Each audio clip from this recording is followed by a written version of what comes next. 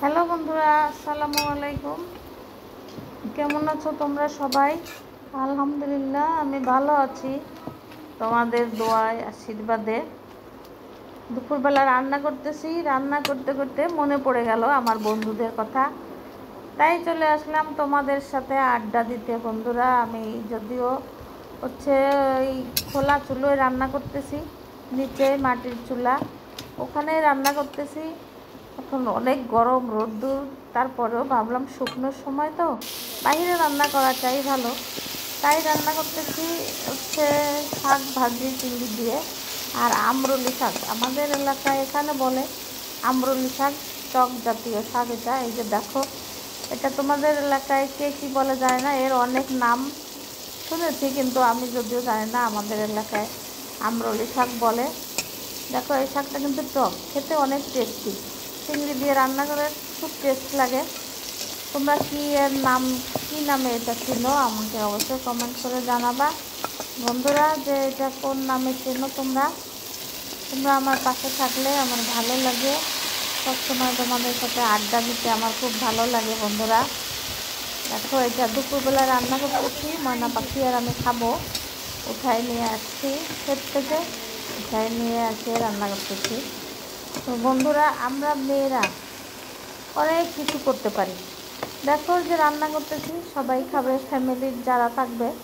শুধু আমার ফ্যামিলিতে না, আমার ফ্যামিলিতে তো শুধু এখন আমি একা আর আমার ময়না পাখি আছি, কিন্তু আমার থেকে বড় ফ্যামিলি যাদের আছে, যৌথ ফ্যামিলি যাদের আছে, তারা তো একজনে রান্না করে সবাই খায়, একজনের পরেই সবার জীবন নির্বাহ করে। কারণ হচ্ছে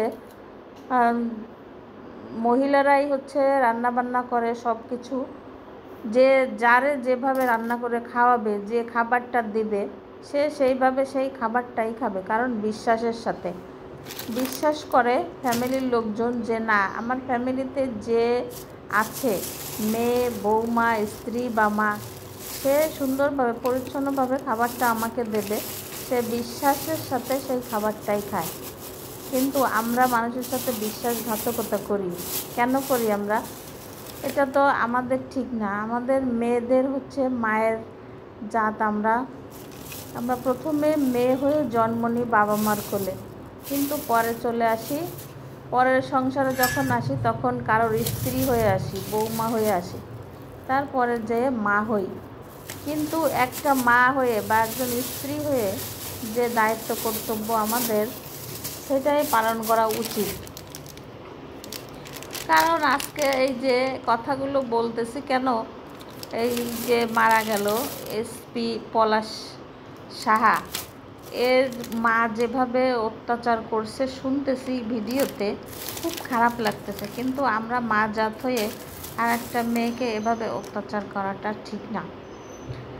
সে, তার সংসার ছিল শিক্ষিত সংসার, যদিও তার মা অশিক্ষিত কিনা জানি না। যদি শিক্ষিত হতো তাহলে নিশ্চয় নিজের বৌমাকে এভাবে নির্যাতন করতে পারতো না।